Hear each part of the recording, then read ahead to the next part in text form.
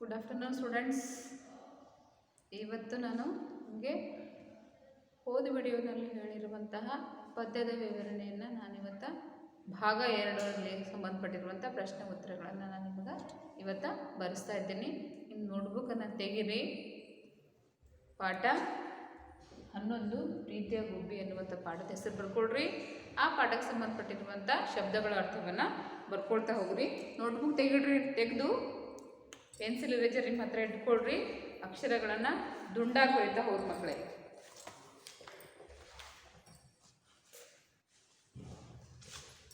ಶಬ್ದಗಳ ಅರ್ಥ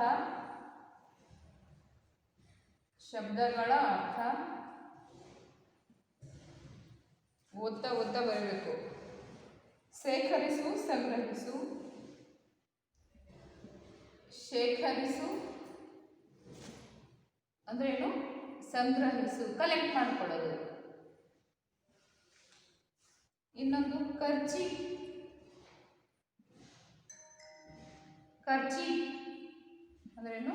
ಕರವಸ್ತ್ರ ಅಥವಾ ರುಮಾಲ್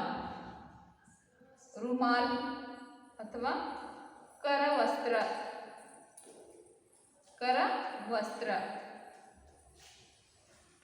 ಇನ್ನೊಂದು ಆಯಾಸ ಅಂದ್ರೇನು? ಬಳಲಿಕೆ. ಇವಿಷ್ಟೇನವ ಈ ಪಾಠದಲ್ಲಿ ಬಂದಿರುವಂಥ ಶಬ್ದಗಳ ಅರ್ಥ ಅದಾವ. ಪ್ರೀತಿಯ ಗುಬ್ಬಿ ನಿಮ್ಮ ಪಾಠದಲ್ಲಿ ಇರ್ತಲ್ಲ ಮಕ್ಕಳೇ, ಅದನ್ನು ಓದಿರಿ ಅಂತ ನಾ ತಿಳ್ಕೊಂಡಿರ್ತೀನಿ. ಎಷ್ಟು ಸಲ ಓದಿರಿ? 1 ಸಲ ಇಲ್ಲ, 2 ಸಲ ಓದ್ರಿ. ಆ ಪಾಠವನ್ನು ನೋಡಿ ಒಂದು ಪುಟ ಶುದ್ಧ ಪರ ಬರ್ರಿ. ಅದಾಗಿದ ಬಳಿಕ ಶಬ್ದಗಳ ಅರ್ಥ. ಶೇಖರಿಸು ಅಂದ್ರೆ ಸಂಗ್ರಹಿಸು. ಖರ್ಚೀಫ್ ಅಂದ್ರೇನು? ರುಮಾಲ್ ಅಥವಾ ಕರವಸ್ತ್ರ. ಆಯಾಸ ಅಂದ್ರೇನು? ಬಳಲಿಕೆ. ಬರ್ಕೊಡ್ರಿ. 2 ನಿಮಿಷ ಸಮಯ ಕೊಡ್ತೀನಿ.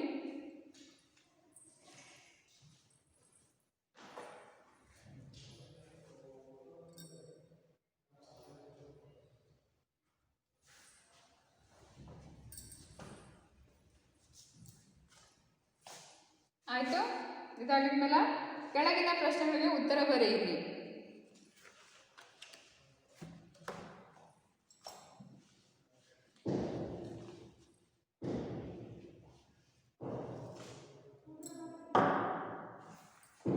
ಪ್ರಶ್ನೆ 1,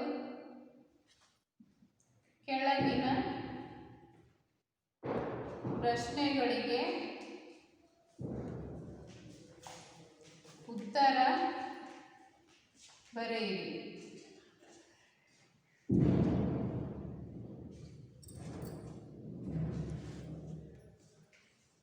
ಪ್ರಶ್ನೆ ಅ 1ನೇ. ಗುಬ್ಬಚ್ಚಿಗಳು ಎಲ್ಲಿ ವಾಸವಾಗಿದ್ದವು? ಗುಬ್ಬಚ್ಚಿಗಳು ಎಲ್ಲಿ ವಾಸವಾಗಿದ್ದವು?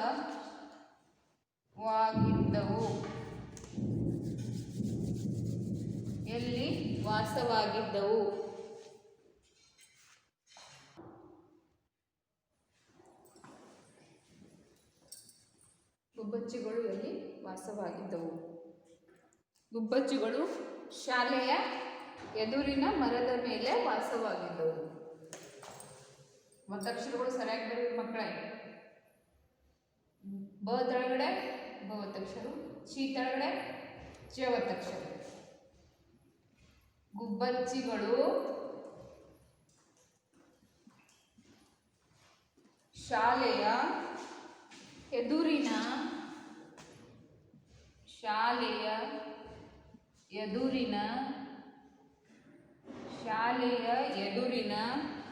ಮರದ ಮೇಲೆ ವಾಸವಾಗಿದ್ದವು.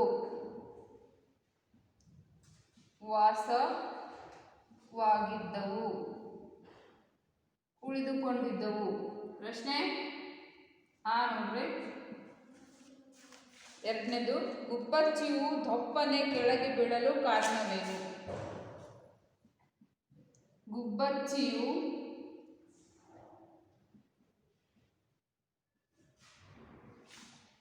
ದೊಪ್ಪನೆ ಕೆಳಗೆ ಬೀಳಲು ಕಾರಣವೇನು? ಕಾರಣವೇನು? ಗುಬ್ಬಚ್ಚಿಯು ದೊಪ್ಪನೆ ಕೆಳಗೆ ಬೀಳಲು ಕಾರಣವೇನು?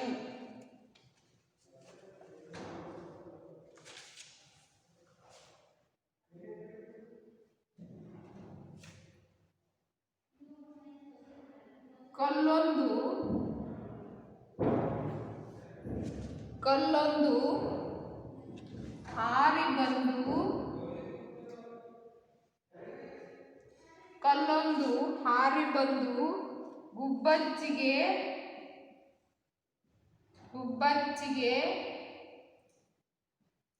ತಾಗಿತು.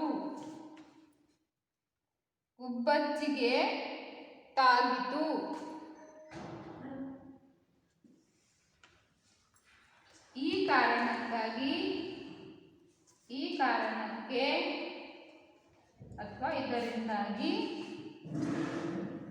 ಗುಬ್ಬಚ್ಚಿಯು ದೊಪ್ಪನೆ ಕೆಳಗೆ ಬಿತ್ತು. ಗುಬ್ಬಚ್ಚಿಯು ದೊಪ್ಪನೆ ಕೆಳಗೆ ಬಿತ್ತು. ಇದು ಎರಡನೇ ಪ್ರಶ್ನೆ ಉತ್ತರ. ಮಕ್ಕಳೇ ಸರಿಯಾಗಿ ಬರ್ಕೊಳ್ರಿ, ಓದ್ತಾ ಬರೀರಿ. ನೋಡ್ರಿ, ಇನ್ನೊಂದ್ಸಲ ಓದಿ ಹೇಳ್ತೀನಿ. ಕೆಳಗಿನ ಪ್ರಶ್ನೆಗಳಿಗೆ ಉತ್ತರ ಬರೆಯಿರಿ. ಗುಬ್ಬಚ್ಚಿಗಳು ಎಲ್ಲಿ ವಾಸವಾಗಿದ್ದವು? ಗುಬ್ಬಚ್ಚಿಗಳು ಶಾಲೆ ಎದುರಿನ ಮರದ ಮೇಲೆ ವಾಸವಾಗಿದ್ದವು. ಪ್ರಶ್ನೆ 2, ಗುಬ್ಬಚ್ಚಿಯು ದೊಪ್ಪನೆ ಕೆಳಗೆ ಬೀಳಲು ಕಾರಣವೇನು? ಕಲ್ಲೊಂದು ಹಾರಿ ಬಂದು ಗುಬ್ಬಚ್ಚಿಗೆ ತಾಗಿತು. ಈ ಕಾರಣಕ್ಕೆ ಗುಬ್ಬಚ್ಚಿಯು ದೊಪ್ಪನೆ ಕೆಳಗೆ ಬಿತ್ತು. ಇದು ಎರಡನೇ ಪ್ರಶ್ನೆ ಉತ್ತರ. ಟೈಮ್ ಕೊಡ್ತೀನಿ, ನಿಧಾನಕ್ಕೆ ಬರ್ಕೊಡ್ರಿ, ತಪ್ಪಿರ್ಲಾರ್ದಂಗ. ಕಾಗುಣಿತ ಅಕ್ಷರಗಳು ತಪ್ಪು ಮಾಡಬಾರ್ದು.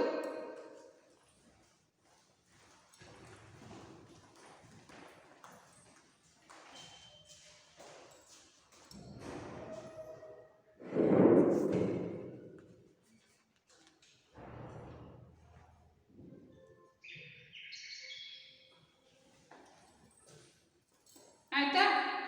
ಇನ್ನೊಂದು ಪ್ರಶ್ನೆ ನೋಡ್ರಿ. ಪ್ರಶ್ನೆ ಇದು ಈ. ಗುಬ್ಬಚ್ಚಿಯು ಯಾವ ರೀತಿ ದುಃಖಿಸತೊಡಗಿತು?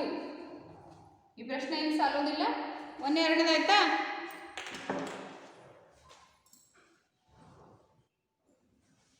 ಪ್ರಶ್ನೆ ಈ ಬರ್ಸ್ತೀನಿ ನೋಡ್ರಿ. ತಳ ಬಿದ್ದ ತಕ್ಷಣ ಯಾವ ರೀತಿಯಾಗಿ ದುಃಖ ಪಡ್ತದು ಗುಬ್ಬಿ ಅಂತ ಪ್ರಶ್ನೆ ಇದೆ. ತಳ ಬಿದ್ದ ತಕ್ಷಣ ಅಯ್ಯೋ ಇವತ್ತ ನಾನು ಮನೆಗೆ ಹೋಗೋ ಹಾಗಿಲ್ಲಲ್ಲ, ನನ್ನ ಮಕ್ಕಳು ಹಸುವಿನಿಂದ ಬಳಲ್ತಾ ಇದ್ದಾರಲ್ಲ, ಅವ್ರಿಗೆ ಆಹಾರ ಕೊಡೋರು ಯಾರು ಅಂತ ಹೇಳೋದು ಏನು ಮಾಡ್ತು? ದುಃಖ ಪಡ್ಕೊಂತು. ಪ್ರಶ್ನೆ ಈ.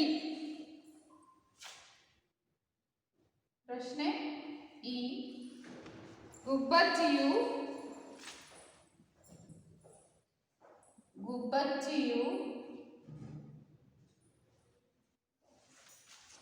ಯಾವ ರೀತಿ ದುಃಖಿಸತೊಡಗಿತು? ಯಾವ ರೀತಿ ದುಃಖಿಸತೊಡಗಿತು?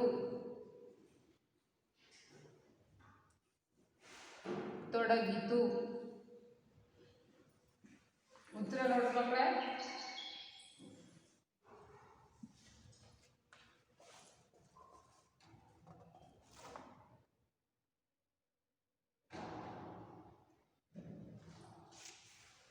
ನನಗೆ ಹಾರಲು ಆಗುತ್ತಿಲ್ಲ,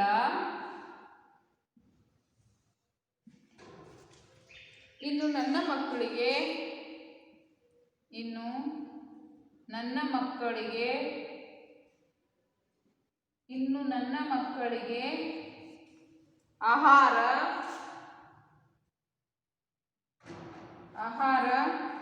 ತೆಗೆದುಕೊಂಡು ಹೋಗುವವರು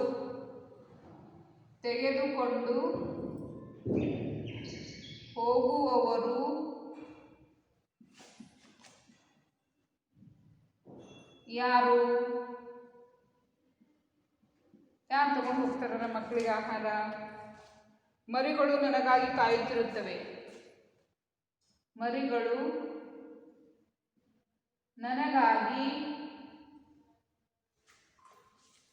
ಕಾಯುತ್ತಿರುತ್ತವೆ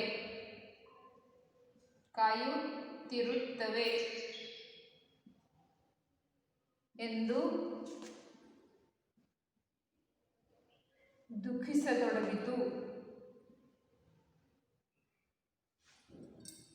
ಎಂದು ಗುಬ್ಬಚ್ಚಿಯು ಯಾವ್ದು ದುಃಖಿಸ್ತು? ಗುಬ್ಬಚ್ಚಿಯು.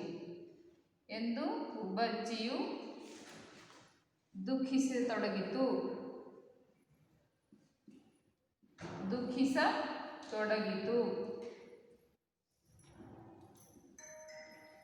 ಸರಿಯಾಗಿ ನೋಡ್ರಿ. ಇನ್ನು ಪ್ರಶ್ನೆ ನೋಡ್ರಿ. ಈ ಆಗಿ ಬಳಿಕ ಈ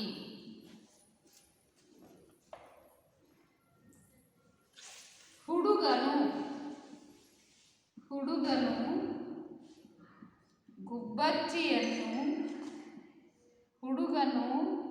ಗುಬ್ಬಚ್ಚಿಯನ್ನು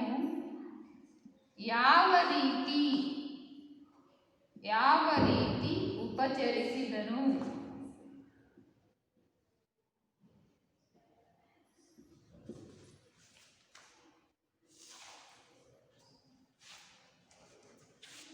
ಉತ್ತರ ನೋಡ್ರಿ. ಏನೇನ್ ಮಾಡ್ತಾನವ ಹುಡುಗ? ಒಳಗೆ ಬಿದ್ದಿತ್ತಲ್ಲ ಗುಬ್ಬಚ್ಚಿಯನ್ನು ಎತ್ಕೊಂಡು ವಾಟರ್ ಬಾಟಲ್ನಲ್ಲಿರುವಂಥ ನೀರು ತೆಗೆದು ಗಾಯವನ್ನು ತೊಳೆದು ತನ್ನಲ್ಲಿರುವಂಥ ಕರ್ಚಿಪನ್ನು ಹರಿದು ಆ ಗಾಯಕ್ಕೆ ಪಟ್ಟಿಯನ್ನು ಕಟ್ಟಿ ಅದಕ್ಕೆ ಸ್ವಲ್ಪ ಕುಡ್ಲಿಕ್ಕೆ ನೀರು ಕೊಟ್ಟು ಟಿಫಿನ್ನಲ್ಲಿರುವ ಅನ್ನದ ಕಾಳುಗಳನ್ನು ಕೊಟ್ಟು ಅದು ನಡೆ ಹೊತ್ತಿನಾಗ ಸ್ವಲ್ಪ ನೋಡ್ಕೊಂಡು ಅದ್ರ ಮೈಯೆಲ್ಲ ಸವರಿ ಆಮೇಲೆ ಅದಕ್ಕೆ ಹಾರೋದಕ್ಕೆ ಅನುಕೂಲ ಮಾಡಿಕೊಟ್ಟು ಉಪಚರಿಸ್ತಾನೆ. ಇಷ್ಟೆಲ್ಲ ಹುಡುಗ ಗುಬ್ಬಚ್ಚಿಯ ಮೇಲೆ ಉಪಕಾರಗಳನ್ನು ಮಾಡ್ತಾನೆ. ಹುಡುಗನು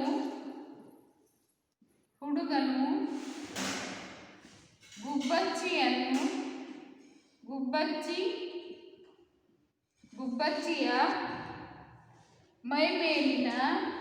ಮೈಮೇಲಿನ ಗಾಯವನ್ನು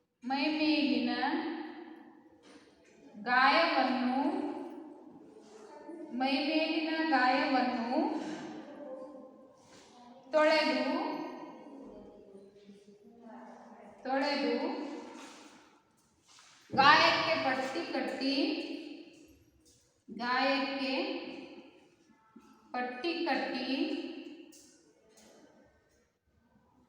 ಗಾಯಕ್ಕೆ ಪಟ್ಟಿ ಕಟ್ಟಿ ಅದಕ್ಕೆ ನೀರು ತಿನ್ನಲು ಅನ್ನದ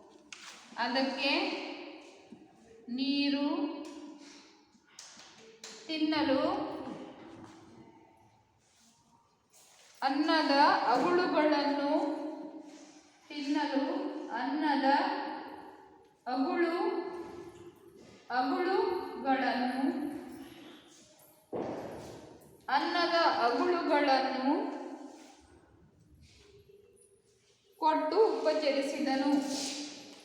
ಕೊಟ್ಟು ಉಪಚರಿಸಿದನು.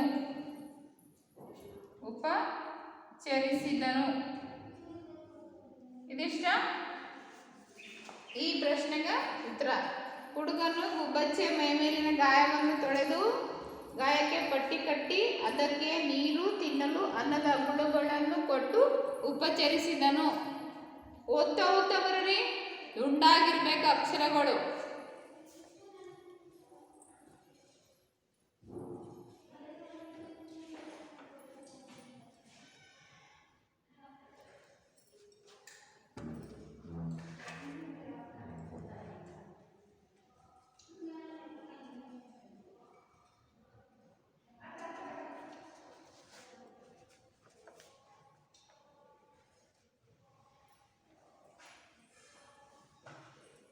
ಆಯ್ತಾ?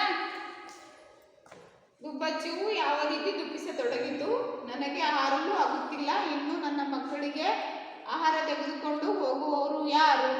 ಮರಿಗಳು ನನಗಾಗಿ ಕಾಯುತ್ತಿರುತ್ತವೆ ಎಂದು ಗುಬ್ಬಚ್ಚಿಯು ದುಃಖಿಸತೊಡಗಿತು. ಹುಡುಗನು ಗುಬ್ಬಚ್ಚಿಯನ್ನು ಯಾವ ರೀತಿ ಉಪಚರಿಸಿದನು? ಹುಡುಗನು ಗುಬ್ಬಚ್ಚಿಯ ಮೈಮೇಲಿನ ಗಾಯವನ್ನು ತೊಳೆದು ಗಾಯಕ್ಕೆ ಪಟ್ಟಿ ಕಟ್ಟಿ ಅದಕ್ಕೆ ನೀರು ತಿನ್ನಲು ಅನ್ನದ ಅವುಳುಗಳನ್ನು ಕೊಟ್ಟು ಉಪಚರಿಸಿದ್ದನು. ಆಯ್ತಾ? ಇನ್ನೊಂದು ಪ್ರಶ್ನೆ ಇದೆ ನೋಡ್ರಿ.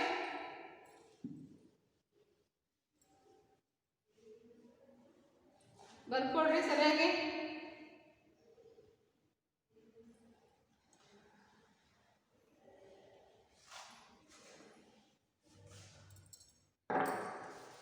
ಕೊನೆ ಪ್ರಶ್ನೆ ಈ ಅಂಕಣಕ ಪ್ರಶ್ನೆ ಗುಬ್ಬಚ್ಚಿಯು ಏನನ್ನು ನೆನೆದು ಸಂತಸ ಪಟ್ಟಿತು? ಗುಬ್ಬಚ್ಚಿಯು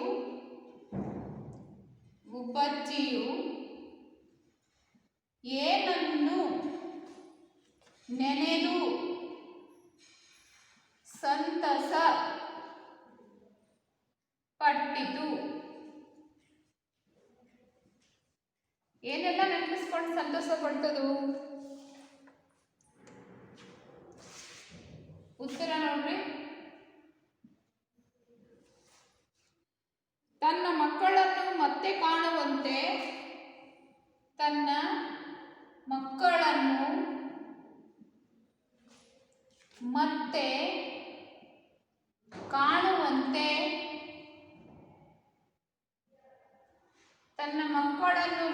ಕಾಣುವಂತೆ ಮಾಡಿದ ಆ ಹುಡುಗನ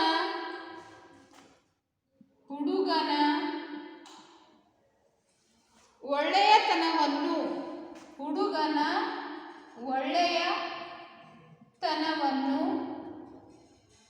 ನೆನೆದು ಗುಬ್ಬಚ್ಚಿಯು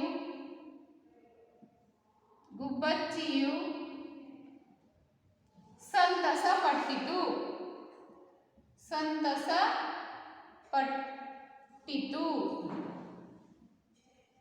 ಇದು 5ನೇ ಪ್ರಶ್ನೆ. ಓದ್ತಾ ಬರೀರಿ.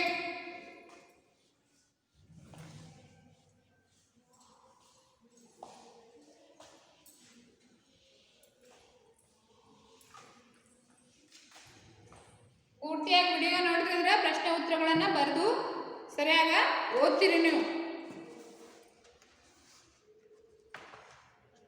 ಪ್ರಶ್ನೆ ಉತ್ತರಗಳು ಆದ ಬಳಿಕ ಬಿಟ್ಟ ಸ್ಥಳ ತುಂಬಿರಿ. ಇದು ಪ್ರಶ್ನೆ 2. ಕೆಳಗಿನ ಬಿಟ್ಟ ಸ್ಥಳ ತುಂಬಿರಿ. ಅಲ್ಲ ನೋಡ್ರಿ.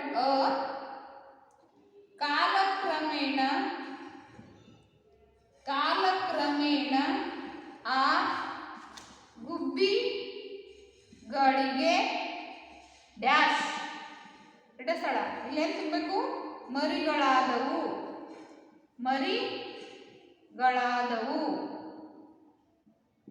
ಸಾಲ ಪಕ್ಕದಾಗ ಎದುರಿನೆಲ್ಲ ಒಂದು ಮರ ಇತ್ತು. ಮರದ ಮೇಲೆ ಗುಬ್ಬಚ್ಚಿಗಳು ವಾಸ ಮಾಡ್ತಿದ್ವು. ಕಾಲಕ್ರಮೇಣ ಏನಾಯ್ತು ಅಂತಂದ್ರೆ ಮರಿಗಳಾಗಬೇಕು. 2ನೇ ನೋಡ್ರಿ. ಡ್ಯಾಶ್ ಮೈಯಲ್ಲಿ ಗಾಯವಾಯಿತು. ಯಾರ ಮೈಯಲ್ಲಿ ಗಾಯವಾಯಿತು? ಗುಬ್ಬಿಯ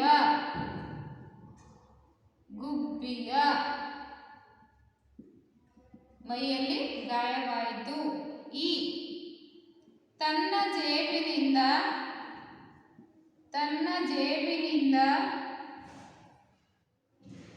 ಡ್ಯಾಶ್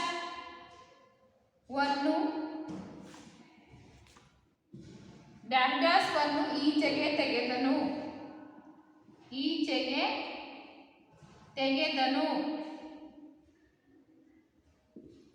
ತನ್ನ ಜೇಬಿನಿಂದ ಡ್ಯಾಶ್ ವನ್ನು ಈಚೆಗೆ ತೆಗೆದನು. ಏನು?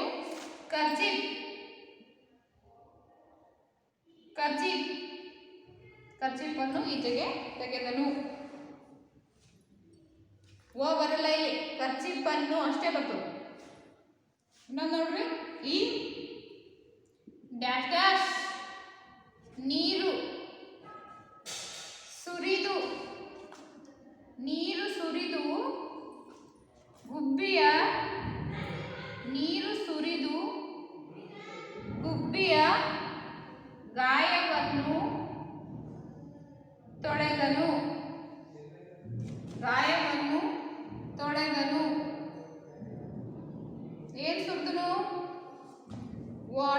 ಬ್ಯಾಗಿನಿಂದ, ಎಲ್ಲಿ ನೀರು ತೆಗೆದನು? ವಾಟರ್, ವಾಟರ್ ಬ್ಯಾಗಿನಿಂದ, ವಾಟರ್ ಬ್ಯಾಗಿನಿಂದ ನೀರು ಸುರಿದು ಗುಬ್ಬಿಯ ಗಾಯವನ್ನು ತೊಳೆದನು. ಬರ್ಕೊಡ್ರಿ.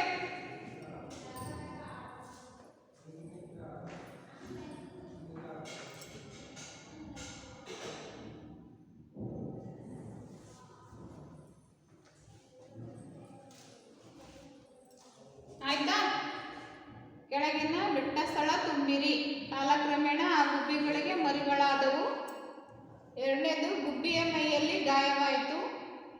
ತನ್ನ ಜೇಬಿನಿಂದ ಕರ್ಚೀಫನ್ನು ತೆಗೆದು ಈಚೆಗೆ ತೆಗೆದನು. ವಾಟರ್ ಬ್ಯಾಗಿನಿಂದ ನೀರು ಸುರಿದು ಗುಬ್ಬಿಯ ಗಾಯವನ್ನು ತೊಳೆದನು. ಆಯ್ತಾ?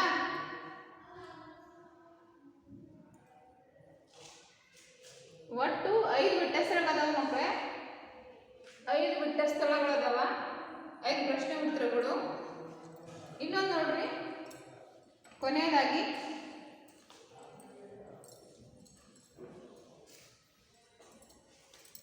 ಬಿಟ್ಟ ಸ್ಥಳ 5. ಊ, ಅಮ್ಮ,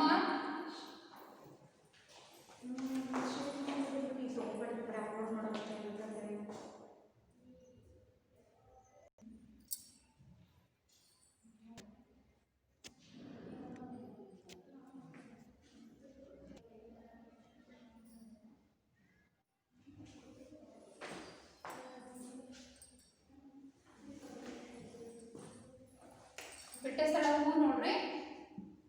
ಹೂ, ಅಮ್ಮ ಅವುಗಳೆಲ್ಲ ಒಂದೊಂದಾಗಿ ಆಹಾರ ನೀಡಿದವು. ಅಮ್ಮ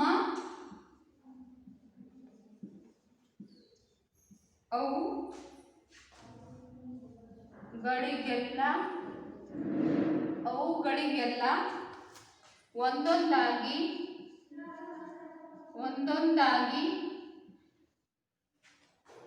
ಡ್ಯಾಶ್ ನೀಡಿದಳು. ಬಿಟ್ಟ ಸ್ಥಳಗಡೆ ಏನ್ ಮಾಡಬೇಕು? ಆಹಾರ ನೀಡಿದಳು. ಇನ್ನು ನೋಡ್ರಿ, ಬಿಟ್ಟ ಸ್ಥಳ ಆದ ಬಳಿಕ ಶಬ್ದಗಳನ್ನು ಸರಿಪಡಿಸಿ ಬರೆಯಿರಿ. ಪ್ರಶ್ನೆ 3, ಶಬ್ದಗಳನ್ನು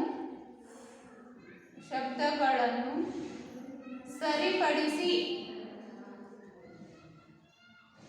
ಬರೆಯಿರಿ.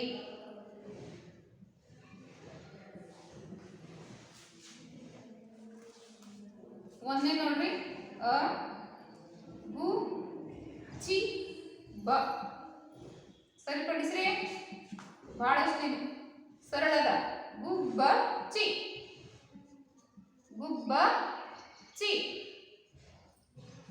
ಇನ್ನೊಂದು ನೋಡ್ರಿ, ಸೆಕೆಂಡ್ ಒನ್, ಲ, ಬಾಕ.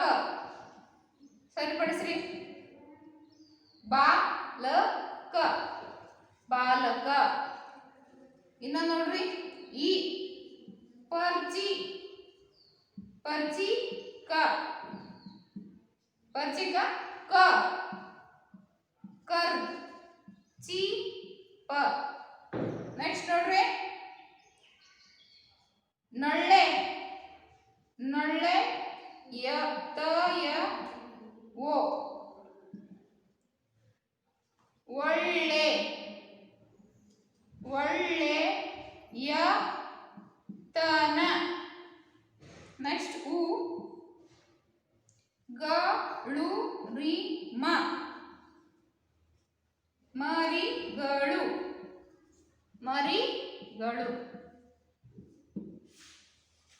ಇಲ್ಲಿವರೆಗೂ ಈ ಪಾಠ ಮುಗಿತು. ಈ ಪಾಠಕ್ಕೆ ಸಂಬಂಧಪಟ್ಟಿರುವಂಥ ಪ್ರಶ್ನೆ ಉತ್ತರಗಳನ್ನು ನೀವು ಇವತ್ತು ನಾನು ನಿಮಗೆ ಬರ್ಸೀನಿ. ಅವಿಷ್ಟು ಬರೆದು ಕಂಠಪಾಠ ಮಾಡ್ಕೊಂಡು ಮತ್ತೇನು ಮಾಡಬೇಕು? ಪುನಃ ಅದನ್ನು ಓದ್ತಾ ಇರಬೇಕು ಮಕ್ಕಳೇ. ಧನ್ಯವಾದಗಳು.